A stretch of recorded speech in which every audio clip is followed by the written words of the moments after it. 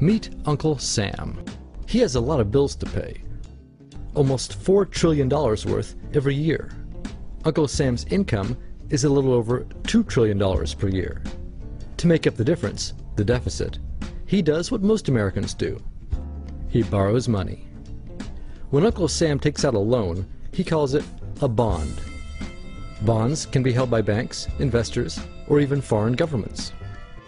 Uncle Sam has to promise to pay interest on these bonds, just as you do on any loan you take out. Ever think about paying your mortgage with your credit card? That's exactly what Uncle Sam does. He takes out new loans, new bonds, so that he can make payments on the old ones. All those loans, and especially all that interest, adds up. Right now, Uncle Sam owes about $14 trillion. To put that in perspective, 14 trillion is about the same as the national GDP, the total value of all the goods and services produced by the American economy in an entire year. It's such a huge amount of money that Uncle Sam is starting to run out of people to borrow from, and he's having trouble just paying the interest on his loans. The obvious solution would be to either cut spending or increase taxes. But if he cuts spending, the people that he's spending money on would complain that they don't have money to spend, and that he was hurting the economy. If he tried to raise taxes enough to close this gap, not only would people definitely have less money to spend, he'd probably have riots on his hands. So Uncle Sam chooses the easy way to make money. Just make it. He calls up the Federal Reserve, which is our central bank, and, like magic, dollars are created and deposited in banks all around America. The problem is that the more of something there is, the less it's worth. Same goes for the US dollar. The more dollars there are, the less each one will buy. That's why commodities like gasoline, food, and gold become more expensive when Uncle Sam does his money-making magic. The commodities aren't really worth more. Your money is just worth less. That's called inflation. Remember the foreign governments that lent money to Uncle Sam? When they lent money to the American government, something interesting happened. It made the US look richer, and their countries look poorer.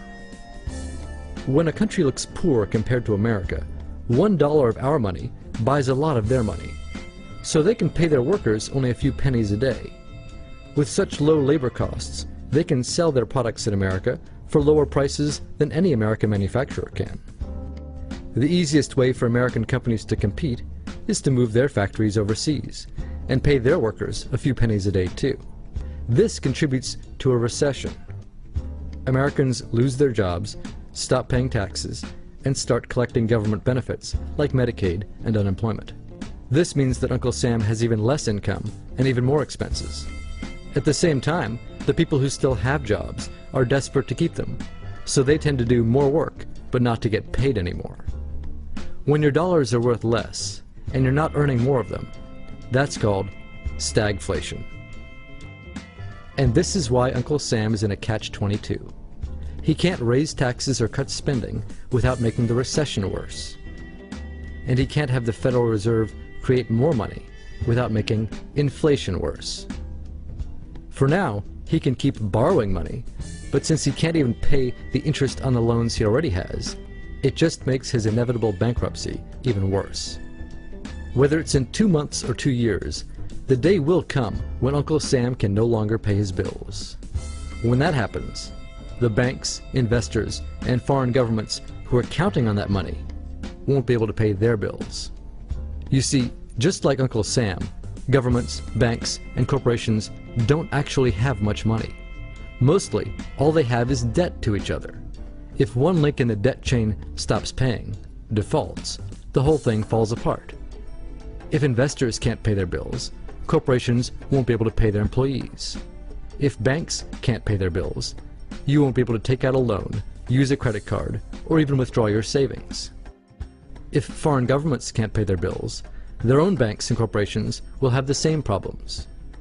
That's called a global economic collapse. It's never happened before, so nobody really knows how bad it will be, how long it will last, or even how we'll eventually get out of it. The house of cards has already been built. There's no painless way to dismantle it now.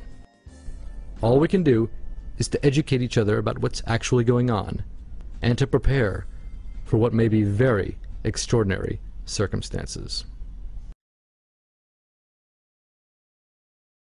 Do you have any food reserves in your home right now? How long could you provide food for your family if the food supply was cut off? A month? A week? 3 days? Wouldn't you feel better if you had the necessary reserves? Have you ever noticed that the more advanced we get, the less prepared we are? Many things that defined life only 100 years ago are so convenient today that we don't really think about what would happen if that convenience were gone. Consider how we get our food.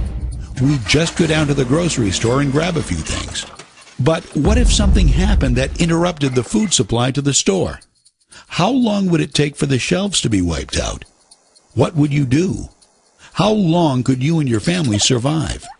You know, for all the other important things in our lives, we have a variety of professionals, from mechanics to doctors, to help cover our bases. Why don't we also have a food professional?